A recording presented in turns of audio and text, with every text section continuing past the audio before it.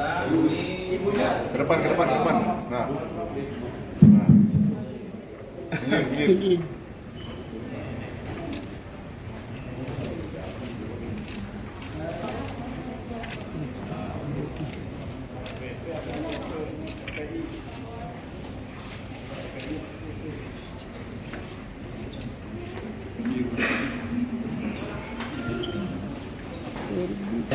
Bismillahirrahmanirrahim. Assalamualaikum warahmatullahi wabarakatuh. Selamat sore, salam sejahtera bagi kita sekalian. Om Swastiastu, Namo Buddhaya, salam kebajikan. Rekan media yang saya hormati, terima kasih atas waktunya dan tentunya pada hari ini, tepatnya Jumat pada tanggal 17 November 2023, Polda Metro Jaya selalu konsisten dan komitmen menjaga situasi keamanan dan ketertiban masyarakat, dan tentunya kita ketahui juga ya, saat ini sudah memasuki tahap pada pesta demokrasi. Tentu menjadi kewajiban dalam tugas pokok, peran dan fungsi Polda Metro Jaya menjaga stabilitas keamanan, baik itu memelihara, meningkatkan sampai dengan mewujudkan keamanan dan ketertiban masyarakat. Tentunya pada satu momen ini adalah terkait dengan kejahatan-kejahatan yang menjadi perhatian publik. Tentunya Pak Direktur bersama kami, Direktur Reserse Kriminal Umum, nanti akan menyampaikan salah satu bagian daripada menciptakan kondisi aman, konsisten dan komitmen Polda Metro Jaya mengungkap setiap kejahatan yang meresahkan masyarakat, khususnya untuk menciptakan situasi yang aman, nyaman, dan damai. Rekan-rekan, hari ini akan dilakukan press conference oleh Bapak Direktur Reserse Kriminal Umum Polda Metro Jaya terkait dengan pengungkapan kasus pembunuhan.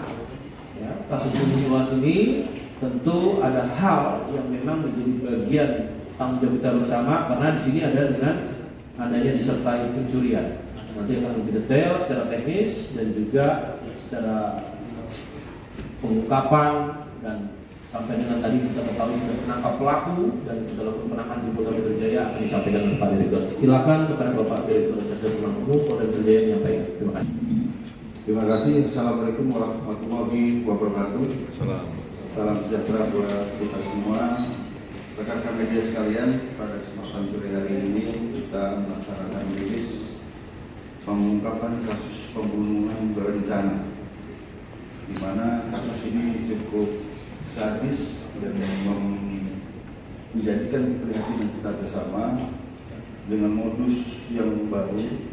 Tentunya ini secara preemptif menjadi pelajaran bagi kita dan juga masyarakat untuk mengantisipasi jangan sampai kemudian menjadi korban dengan modus yang sama. Rekan-rekan sekalian, bahwa kasus ini diawali dengan adanya laporan orang hilang yang ada di Polsek Cakung. Kemudian tim Resmob melakukan identifikasi. Ternyata apa yang dilakukan di Resmob, kemudian apa yang ditemukan di TKP di Cakung sana ada kesamaan, dan ternyata benar ini korbannya adalah sama.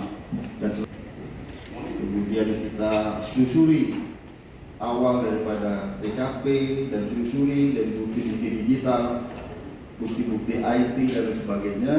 Kita bukan fakta bahwa ini merupakan suatu korban pembunuhan berencana, dan alhamdulillah dalam kurun waktu kurang dari 1 kali 24 jam tersangka bisa ditangkap 3 orang, dan sampai sekarang 1 orang masih DPO dan masih dalam proses pengejaran.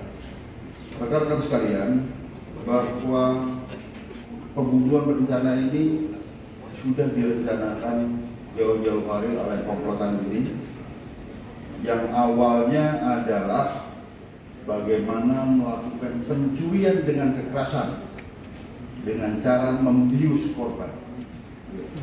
Jadi kalau membuat orang tidak sadar, tidak berdaya, itu termasuk dalam kategori kekerasan.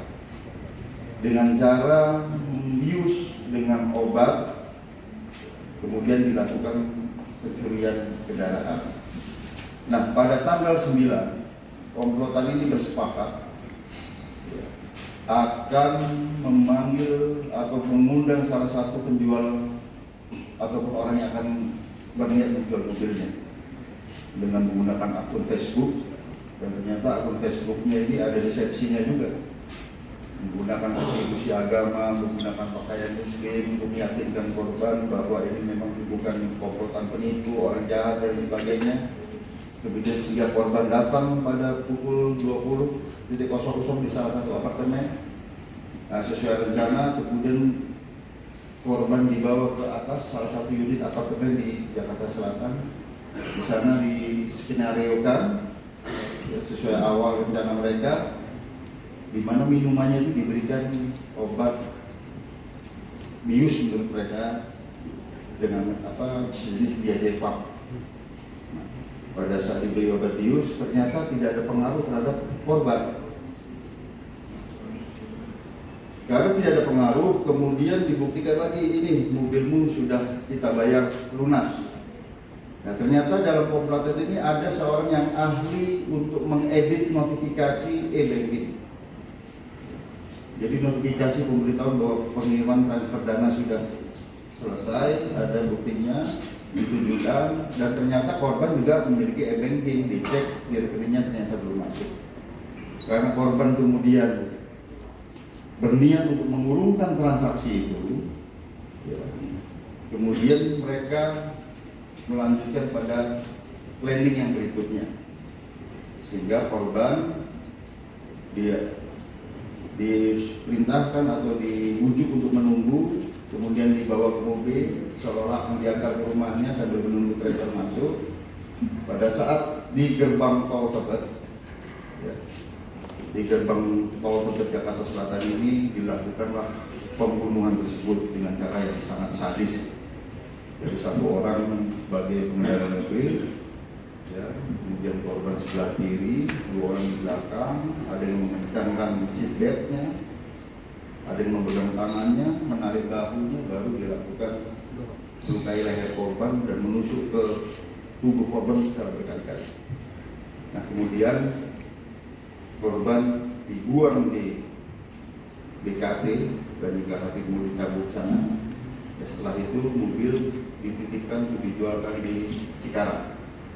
Nah, sekarang kurang lebih tentang waktu berapa jam saja kita bisa deteksi posisi pelaku yang saat itu berniat untuk menyeberang Pulau Jawa, ditangkap di Cilegon di salah satu hotel, ditangkap, dua orang dikembangkan ke penadahnya, dan saat ini sudah kita tampilkan tadi, dan satu orang saat ini masih dalam pengejaran DPO. Kita sudah menghimbau, tolong bantu himbau agar segera menyerahkan diri, karena ini sangat berbahaya sekali orang ini. Apabila bertemu petugas dan melakukan perlawanan, pasti akan kita tindak tegas. Nah, demikian rekan-rekan sekalian, ya, tentunya ini ada secara preemptif, ini sebagai edukasi ke depan untuk warga masyarakat yang berniat menjual kendaraannya melalui media sosial dan sebagainya. Ingat, jangan sampai menjadi korban berikutnya. Kalau bisa transaksi di tempat yang ramai, kemudian lebih dari satu orang, jangan selalu mengikuti keinginan daripada pembeli. Apalagi sekarang ada modus notifikasi palsu, seolah-olah transfer ini berhasil untuk meyakinkan korban. Nah, ini hati-hati. Oleh karenanya rekan-rekan sekalian, terhadap komplotan ini dikenakan pasal pembunuhan berencana dan juga pencurian dengan kekerasan dengan ancaman maksimal 20 tahun dan juga sampai dengan hukuman mati. Para pelaku ini memang sudah merencanakan hal ini sebelumnya. Saya hanya sedikit menghimbau kepada masyarakat agar lebih berhati-hati pada saat melaksanakan penjualan kendaraan atau penjualan apapun melalui marketplace. Karena pada saat kita berkomunikasi dengan seseorang di marketplace, belum tentu kita mengetahui profil orang tersebut. Sehingga lebih baik kita mengantisipasi dengan memang bertemu di tempat yang ramai, jangan satu orang, kemudian dihindari pada saat malam hari. Itu akan memudahkan kita untuk melihat bahwa calon pembeli mobil atau kendaraan atau apapun ini itu benar-benar serius atau memang ada niat-niat untuk melakukan tindak pidana atau yang lainnya. Jadi sekali lagi memang kita melakukan press release dan tunjuk Bapak Direktur adalah sarana untuk memberi informasi kepada masyarakat agar terhindar dari kejadian-kejadian atau tindak-tindak pidana yang sekarang terjadi dengan berbagai macam modus. Demikian, mohon izin tidak. Komunikasi dan sebagainya, sesuai beberapa alat bukti, termasuk saksi yang mendukung terjadinya tindak pidana ini sudah sangat kuat, sehingga kita tetapkan saat ini 4 tersangka, 1 orang masih DPO, dan mungkin juga akan ada tersangka baru, di mana kita sedang mendalami terkait dengan editing notifikasi salah satu